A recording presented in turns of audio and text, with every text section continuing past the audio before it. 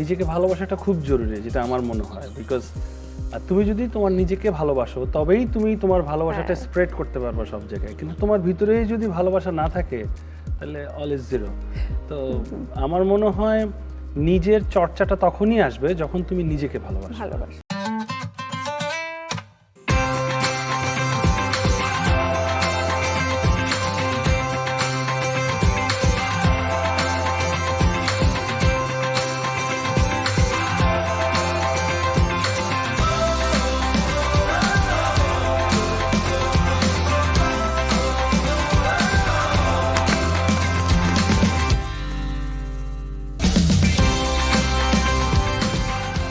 যে স্বপ্ন দেখতে জানে সেটা পূর্ণও করতে পারে। অত্যন্ত দামি এই কথাটি বলেছিলেন প্রয়াত কথা সাহিত্যিক Humayun Ahmed.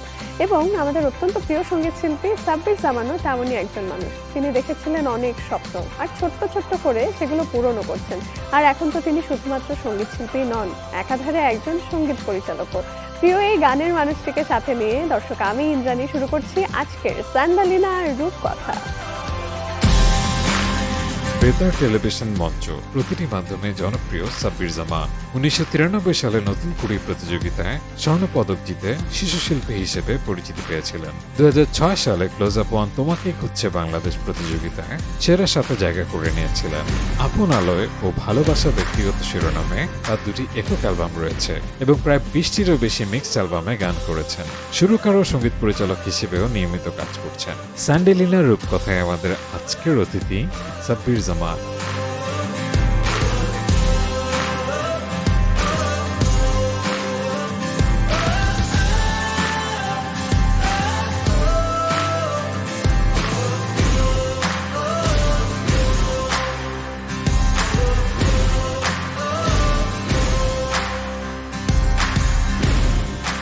Wow, lovely blazer. নিশ্চয়ই আপনার প্রিয়তমা স্ট্রিট ডিজাইন করা। শিস কালেকশনের ওরই ডিজাইন। কেমন আছেন? আচ্ছা, আলহামদুলিল্লাহ ভালো। ওভারঅল এখন সময় কেমন কাটছে? এখন তো তুমিও জানো it's even time. So November, December, January, more or less February পর্যন্ত আমরা যারা মানে সিঙ্গিং লাইনে যারা আছি তারা মোটামুটি স্টেজ শোজ অ্যান্ড ইভেন্টসগুলো নিয়ে ব্যস্ত থাকি। তো মোটামুটি ইভেন্ট নিয়ে কাজ চলছে। এবং এই হেকটিক লাইফে নিজেরও তো আলাদা করে একটু যত্ন নেওয়ার সময় বের করে নিতে হয়। কিন্তু মানুষ বলে ছেলেরা নাকি রূপচর্চা করে না, প্রপার টেক কেয়ার করে না নিজের হেয়ার স্টাইল বা সবকিছু নিয়ে। এই ক্ষেত্রে আপনার কি বলার আছে? সবার আগে নিজেকে ভালোবাসতে হবে।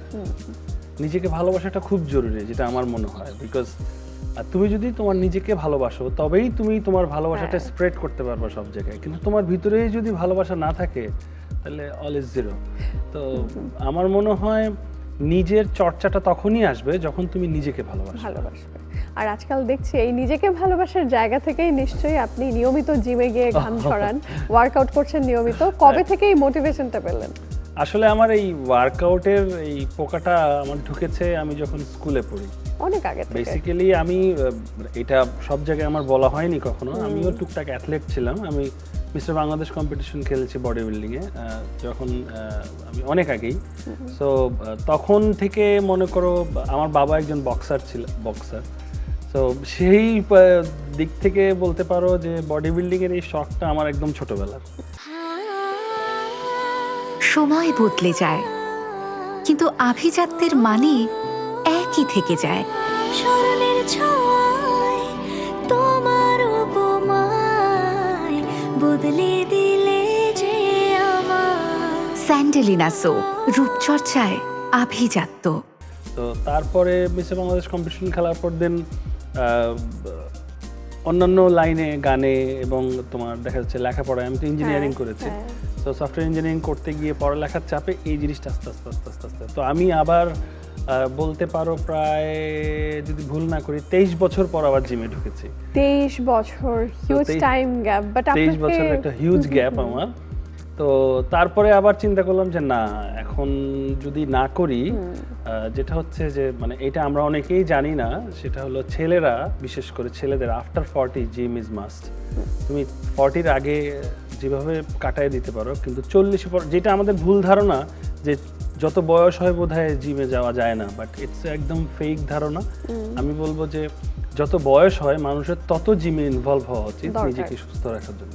অফকোর্স আমি জানি আপনি খুবই স্পোর্টি একটা পার্সন। আপনি অনেস্টলি যে ফ্যামিলি থেকে এসেছেন, আপনার বাবা বক্সার ছিলেন, ওই জায়গা থেকে এটা খুবই স্বাভাবিক, কিন্তু খেলাধুলার সাথে কি এখনো আছেন আপনি? খেলাধুলা বলতে যেমন আমি তখন ক্রিকেট খেলেছি, আমি তখন ডিভিশনাল ক্রিকেট খেলতাম সেই সময়টায়, যার কারণে যেমন আমার ওয়াইফ সে ব্যাডমিন্টন চ্যাম্পিয়ন হয়েছিল ওই সময় ন্যাশনালে। তো আমার মোটামুটি স্পোর্টস ফ্যামিলি। স্পোর্টস ছাড়াও নিজেকে সুস্থ রাখার জন্য তোমাকে কিন্তু বেসিক কিছু মুভমেন্ট করতেই হবে, সেটা যাই করো না কেন। তো সেক্ষেত্রে সেদিক থেকে চিন্তা করলেও আসলে মানুষের স্বাস্থ্য সচেতন হওয়াটা খুব জরুরি। এবার একটু ফ্যাশন স্টাইলের প্রসঙ্গে আসবো। শুরুতেই এই যে আপনার ব্লেজারের ডিজাইনটা নিয়ে কথা বলেছি, এখন তো বাড়িতেই চমৎকার একজন ফ্যাশন ডিজাইনার রয়েছে আপনার সহধর্মিণী। সো আপনার স্টাইলিং নিয়ে তিনি কি টিপস দেন নিয়মিত? আর তুমি আমাকে এখন যা পড়তে দেখো হ্যাঁ। সবই হলো তার ডিজাইন। Wow. এবং আমি আসলে মানে আমার পার্সোনাল ডিজাইনার যদি বলো তাহলে সেই আমি কোন শোতে কি পরবো, শো এর ফরম্যাটটা কি, শোটা আসলে বা ওই অনুষ্ঠানটা কি প্রেজেন্ট করছে সেই অনুযায়ী সেই আমার ড্রেস ঠিক করে দেয়। আসলে ওর পারমিশন এবং ওর কনসার্ন ছাড়া আমি আসলে কোনো পোশাক সহসা পরি না যতক্ষণ পর্যন্ত, কারণ আমার নিজের চয়েস পোশাকের খুব খারাপ। কারণ আমি যখন সাধারণ থাকি তখন এত বেশি সাধারণ পোশাক পরি যে মানে হয়তো বা আমাকে তুমিও চিনতে না পারো। তো যার কারণে যেটা হচ্ছে যে সে এই সেক্টরটা আমার সম্পূর্ণ পুরোটাই take care একেবারেই করেন উনি। সে টেক কেয়ার করে, যেহেতু সে ফ্যাশন ওয়ার্ল্ডেই কাজ করছে। তো সেটা আমার জন্য একটা মানে কি বলবো মানে একটা ব্লেসিংস হয়ে গেছে। তা তো বটেই, তবুও থাকে না নিজের একটা চয়েস মতন। অনেকে যেমন ট্রেন্ডি ফ্যাশনটা খুব ফলো করে, আবার অনেকের না যে একটু ওল্ড মানি ভাইব ক্লাসিক ব্যাপারটাই ওটা অ্যাডপ্ট করতে চায়। আপনার ক্ষেত্রে সেটা কি? ফ্যাশনের ক্ষেত্রে আমি দুইটা জিনিস আমার মনে হয় প্রতিটা মানুষের দেখা উচিত। একটা হলো টাইম, আমি কোন সময়ে আছি, হ্যাঁ, আর আরেকটা হলো আমি কে। Yeah. তো এই দুটো মিলিয়ে যদি কেউ তার নিজের ফ্যাশনটা মেনটেন করে তাহলে মনে হয় সে আইকনিক হতে পারবে। বিকজ এখন ধরো আমি যেই এজে বিলং করছি বা আমি যেই প্রফেশনে বিলং করছি, আমি যদি একটু বেশি রাফ অ্যান্ড টাফ কিছু পোশাক আশাক পরি, সেটা আমার যেমন আমার সিঙ্গিং মানাবে বা না আমার হয়তো। গায়কের সঙ্গেও মানাবে না, প্লাস আমার এইজের সঙ্গেও যাবে না। সো আর এখন যেই সময়টা, সেই সময়টা আসলে কি চায়, তো ওই অনুযায়ী পোশাক তো মানুষকে আসলে তুলে ধরে, আর কিছু না। তো পোশাক যে তুলে ধরবে সেই জিনিসটা তুলে ধরার মতো সেই পোশাকটা নির্বাচন করাটা সবচেয়ে জরুরি। সময় বদলে যায়, কিন্তু আভিজাত্যের মানে একই থেকে যায়। স্মরণের ছোঁয়ায় তোমার উপমায় বদলে দিলে যে আমার। স্যান্ডেলিনা সো, রূপচর্চায় আভিজাত্য। এটা তো গেল আপনার কথায়, কিন্তু যখন আপনার সামনে একজন নারী বা একজন পুরুষ আসে, যে কোনো আপনি দাওয়াতে গেছেন বা শোতে, তো তখন একজন নারী বা পুরুষকে কখন আপনার কাছে খুবই আকর্ষণীয় মনে হয়, খুবই পরিপাটি মনে হয় আমার কাছে আপনার কাছে? শিল্প সংস্কৃতির মানুষদের সঙ্গে আমি জানি না, অন্যান্য মানুষদের সঙ্গে মিল অতটা মনে হয় না সাধারণ যারা আছে। তো আমরা যেমন সবার আগে দেখি যেমন পার্সোনালিটি, যে আমি যেটা পার্সোনালি ফিল করি যে সে কীভাবে কথা বলছে, সে কীভাবে আমাকে অ্যাড্রেস করছে, এই জিনিসটা আমার সবার আগে আমি আসলে কনসার্ন এই বিষয়ে। আর তারপরে তো ডেফিনেটলি আসছে পোশাক বা তার প্রেজেন্টেশন, সব মিলিয়ে। তো আমার কাছে সবচেয়ে বেশি ইম্পর্টেন্স পায় হলো তার পার্সোনালিটিটা। ব্যক্তিগত জীবনে সাব্বির জামান ঠিক কতটা শপাহলিক? না, আমি একদম শপাহলিক না, না না, একেবারেই না। আমি লাস্ট কবে শপিংয়ে গেছি আমার জন্য আমার খেয়াল নেই। আমার শপিং আমি করি না, ও গড, পুরোটাই হচ্ছে ভাবি পুরোটাই হ্যাঁ department আমার রিনি করে। করে। এবং মানে আমি খালি ওকে বলে দিই আমার এই টি শার্টটা লাগবে বা এই লাগবে ওই লাগবে। তো ও যখন যায় তখন আমি ইনফ্যাক্ট অনেক সময় আমার নিজের সাইজও আমি কনফিউজ হয়ে যাই যে কি করবো, যেহেতু আমি একটু বিগ বিল্ড। সো যার কারণে আমার আসলে সব মানে ব্র্যান্ডের কাপড়গুলো হয়ও না আমার গায়ে। ফুড হ্যাবিট কেমন? চাটগাইয়া মানুষ খেতে খুবই ভালোবাসেন নিশ্চয়ই, একটা খানদানি ব্যাপার তো আছে। আমি হলাম খুব ফুডি, হ্যাঁ, এবং মানে যত রকমের ধরো মুখরোচক মানে ধরো শাহী খাবার দাবার, বিরিয়ানি ফিরিয়ানি, এগুলো সব আমার খুব ফেভারিট। এগুলো দেখলে আমার মাথা ঠিক থাকে। আর মেজবানি এগুলো তো মানে বলার বাইরে। যখনই মনে হয় যে এখন তো ওয়েট লিফটিং করতেছি, বডির দিকে একটু খেয়াল রাখতে হবে, তখন খাওয়া বন্ধ হয় না, খাই, কিন্তু আসলে গায়ক মানুষ তো ধরো একটু আবেগ বেশি খাওয়ার প্রতি। এই যে গায়কের জায়গা থেকে একটু মনে প্রশ্ন জাগলো যে আপনি যেহেতু সঙ্গীত চর্চা করেন, অনেকে বলেন যে যারা গায়ক তাদের নাকি হার্ড ট্রেনিং করতে নেই, বেশি ওয়েট লিফট করতে নেই, যে পেটে বা কোথাও মাসল যদি তৈরি হতে থাকে গাইতে একটু সমস্যা। এটা কি সত্যি কথা?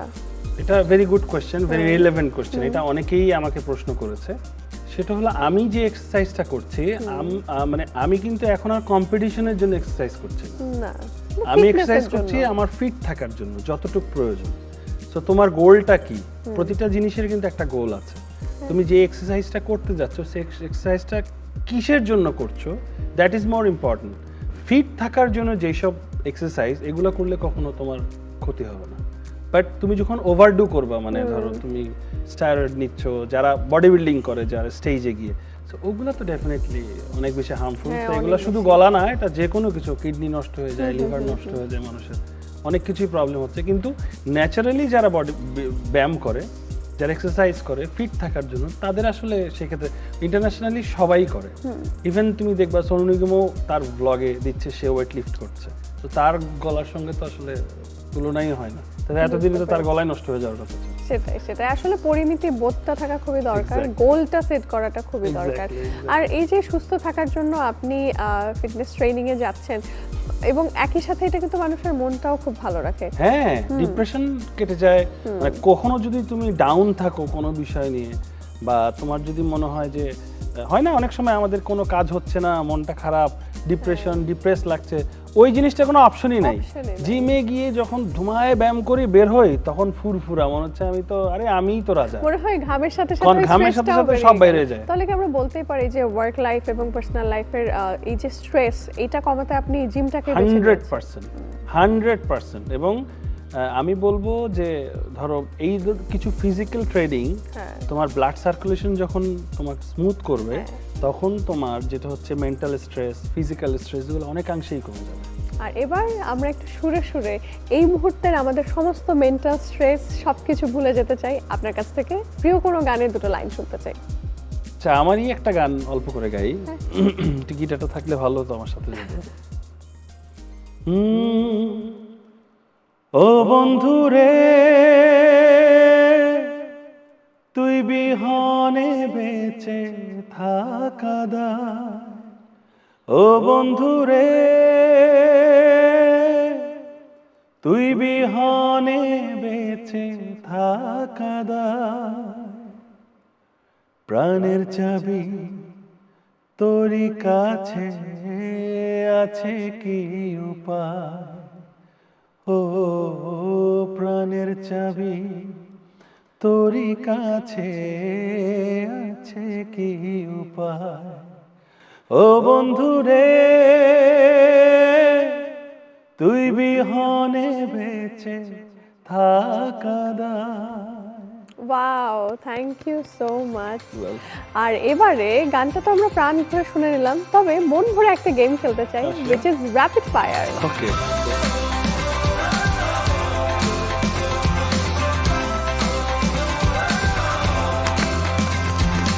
তো আমরা এবার চলে এসেছি আমাদের র্যাপিড ফায়ার রাউন্ডে। বুঝতে পারছেন আমার কথা বলার স্পিড অনেক বেড়ে গেছে, বিকজ আমি আপনাকে খুব স্পিডি ওয়েতে কোয়েশ্চেন করব, আপনাকে খুব র্যাপিডলি আনসার করতে হবে এবং প্রত্যেকটা উত্তরে থাকতে হবে ফায়ার। তবে আর একটা ইম্পর্টেন্ট রুল রয়েছে, আপনি কোনো প্রশ্ন কিন্তু স্কিপ করতে পারবেন না, প্রত্যেকটারই উত্তর দিতে হবে।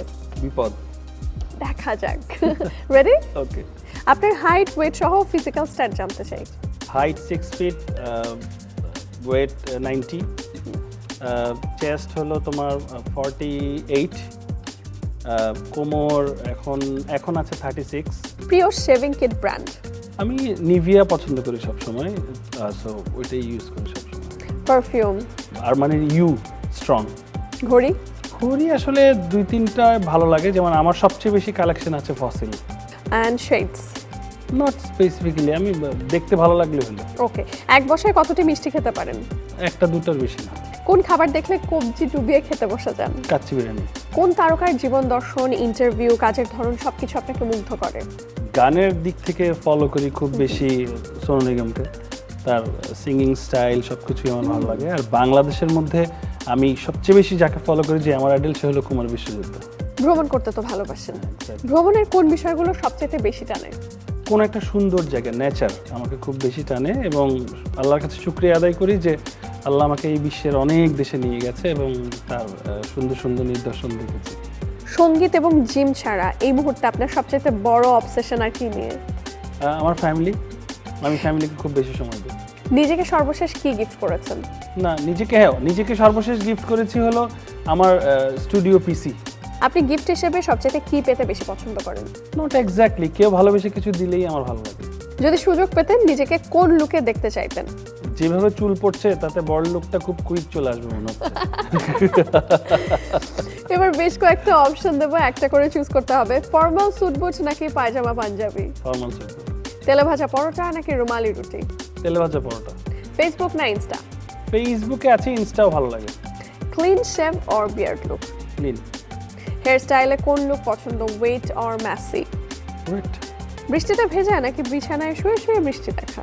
শুয়ে শুয়ে। গরম চা নাকি ঠান্ডা কোল্ড কফি? না, গরম চা। আপনার সবচেয়ে বড় ভয় কিসের? মানুষের যে এক্সপেকটেশন আমার প্রতি আছে সেটা যদি কখনো পড়ে যায় তখন কি হবে? একটা গানে গানে যদি আপনাকে বর্ণনা করতে বলি কোন গানটাকে বেছে নেবেন? এইটা এখন এভাবে ভাবিনি কখনো। ঠিক আছে, আপনার সাথে র্যাপিড ফায়ারটা খুবই মজার লাগলো। আপনার কেমন লেগেছে? আমার তো ভালোই লেগেছে, খুব ইন্টারেস্টিং ছিল।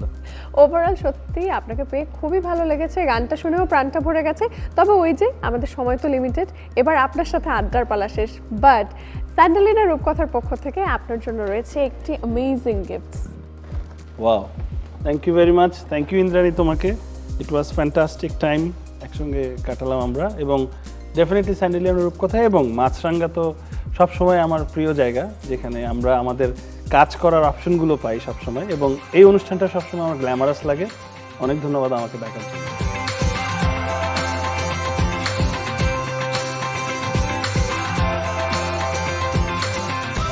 আমন্ত্রণ জানাচ্ছি রূপকথায়, সঙ্গে আছে আমি রাহিমা সুলতানা রিতা। আজকে আমি আপনাদের মেকআপের টিপস দেখাবো, যেটা হলো ব্লাশন। প্রথমে মেকআপটা কমপ্লিট করার পরে লাস্টে আমরা ব্লাশনটা লাগাই। আর আজকে আমার সঙ্গে আছে মডেল নির্জনা। নির্জনা, তুমি কেমন আছো? অনেক ভালো আছি আপু, আপনি কেমন আছেন? আমি ভালো আছি। তোমাকে বেশ সুন্দর লাগছে। তুমি কি করো? আমি হচ্ছে মেইনলি ডেন্টিস্ট অ্যান্ড আমি মাঝে মাঝে কিছু কাজ করি। তোমার অলরেডি বেস মেকআপ করা আছে। মেকআপে মানে করার আগে যেটা করতে হয়, প্রথমে মুখটা খুব ভালো করে ধুয়ে নিতে হয়, তারপরে প্রাইমার লাগাতে হয়। তো যেটা প্রবলেম আছে সেটাকে ঢেকে দেই, আর যেটার মধ্যে সুন্দর জায়গা আছে সেটাকে আমরা আপ করে দেই। এটাই হলো মেকআপের মূল কথা। তো আজকে আমি তোমাকে ব্লাশন কিভাবে ইউজ করতে হয় সেটাই দেখাবো। প্রিয় দর্শক, আমাকে সাহায্য করছে মডেল নির্জনা। দেখুন তাহলে আপনারা নিজেদের উপর কেমন করে অ্যাপ্লাই করবেন। এসো।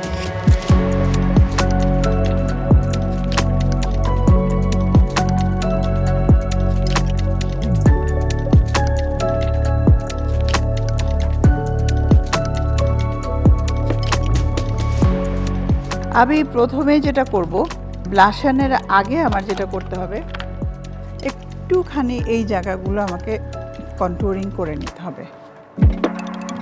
কারণ প্রত্যেকটা ফেসে যখন কন্ট্যুরিং আমরা লাস্টের দিকে করব, ব্লেন্ডিংটা এত ভালো করতে হবে, একদম মার্জ, মানে কোনো কিছু যেন না বোঝা যায়, সুন্দরভাবে যেন ব্লেন্ড হয়ে যায়, এই জিনিসটা খেয়াল রাখতে হবে। শুধু এইটুকু, হ্যাঁ, এর বাইরে না। এটা করলাম। এরপরে আমি যেটা করব, একটু পাউডার অ্যাড করে দিলাম যাতে কালারটা অত ভালো না বোঝা যায়। ব্রাশ দিয়েই সুন্দর মেকআপ করা যায়, কিছুই লাগে না যদি তুমি কিছু ব্রাশ তোমার কাছে থাকে। যেমন এইটা হলো অ্যাকচুয়ালি ব্লাশন ব্রাশ, আর দুই ধরনের ব্লাশন হয়। এইটা হলো ক্রিম বেস আর এইটা হলো পাউডার বেস। একটা জিনিস আমরা সবসময় মাথায় রাখবো যে ভালো প্রোডাক্ট ব্যবহার করব, তা না হলে স্কিনের প্রবলেম হবে।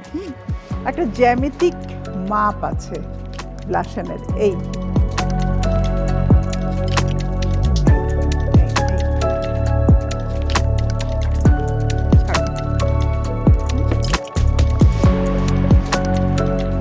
যেহেতু যেহেতু এটা ক্রিম, খুব ভালো করে বসেও যায় স্কিনের সাথে। এটা আমার খুবই পছন্দ। তুমি এখান থেকে নিয়ে এই পর্যন্ত আসবে, এতে করে তোমার ফেসটাও অনেক ছোট লাগবে, দেখতেও ভাল লাগবে। একটু নাকের আগায় বর্তমানে লাগাই আমরা, ভাল লাগে দেখতে, সুন্দর লাগে। এই। তার উপরে আমি যেটা করব, একটু পাউডার বেস যেটা আছে সেটা লাগিয়ে দেব। ঠিক আছে, পাউডার বেসটা দিয়ে দিলাম, সেই স্লাইড এইখানে দিয়ে দিই, তাহলে ভালো লাগবে। এরপর লাস্ট যেটা আসবে সেটা হলো শিমার।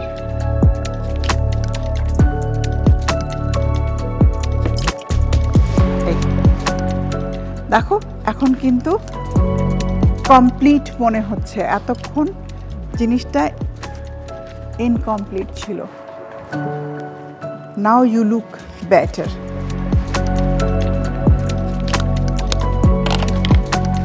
কেমন লাগছে বলো আয়নার দিকে তাকিয়ে? ভালো লাগছে, পুরো change. Thank you very much আমাকে সাহায্য করার জন্য। থ্যাংক ইউ ভেরি মাচ আপু, আমাকে আমন্ত্রণ করার জন্য। প্রিয় দর্শক, আপনারা দেখলেন সিম্পল দুটো তিনটে জিনিস দিয়ে আমি কিন্তু পুরো লুকটা চেঞ্জ করে দিলাম। মেকআপ এমন একটা জিনিস, আমরা যখন সেজে গুজে আয়নার সামনে দাঁড়াই তখন আমাদের কনফিডেন্স লেভেল অনেক বাড়িয়ে দেয়। সেই জন্যই নিজেকে ভালোবাসুন, নিজেকে সুন্দর রাখুন। দেখা হবে আবার।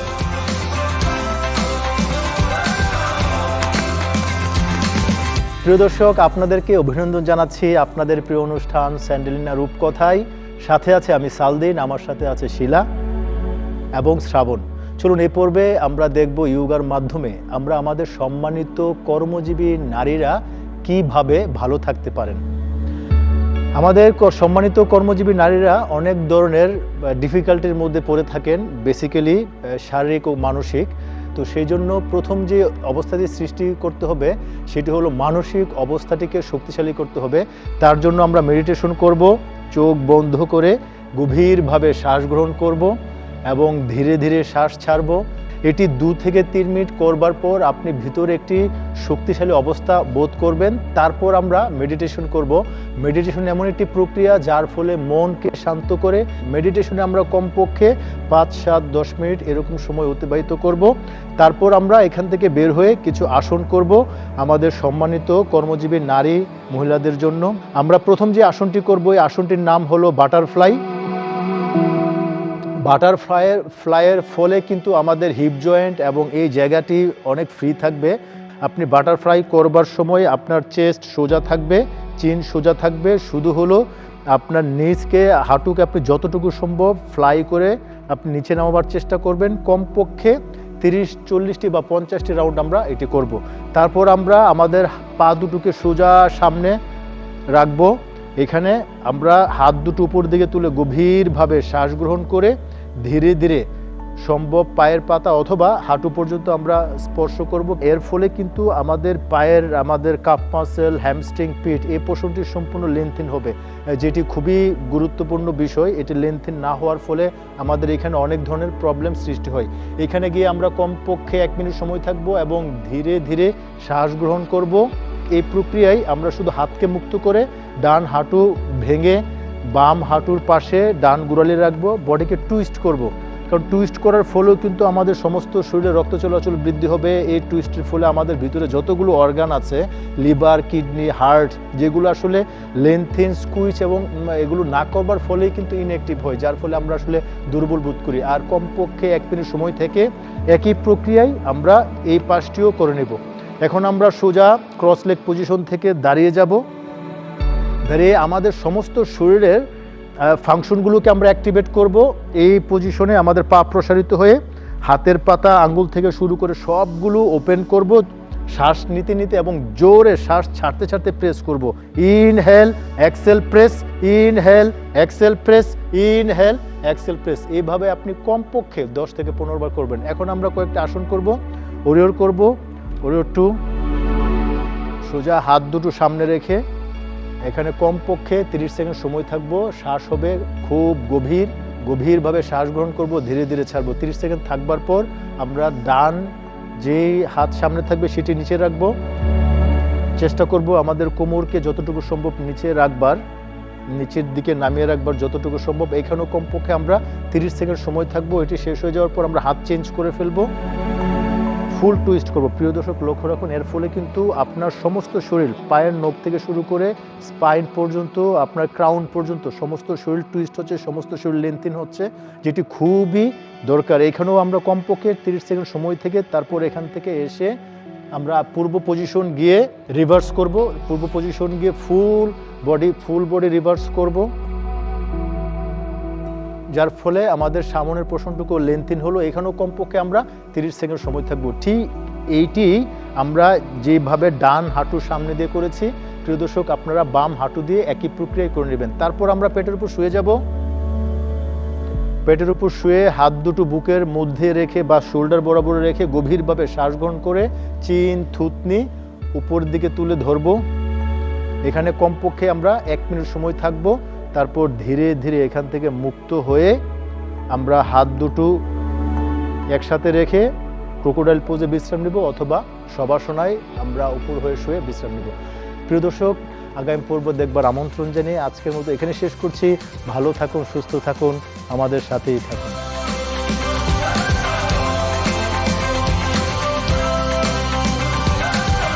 দর্শক, আপনারা দেখছেন স্যান্ডেলিনা রূপকথা। দেখতে দেখতে আজকের আয়োজন থেকে বিদায় নেবার তো সময় হয়ে গেল।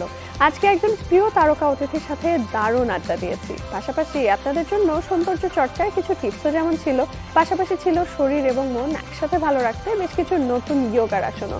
আজকের মতো এখানেই বিদায় নিচ্ছি। সবাই ভালো থাকুন, সুস্থ থাকুন, মাছরাঙা টেলিভিশনের সাথেই থাকুন।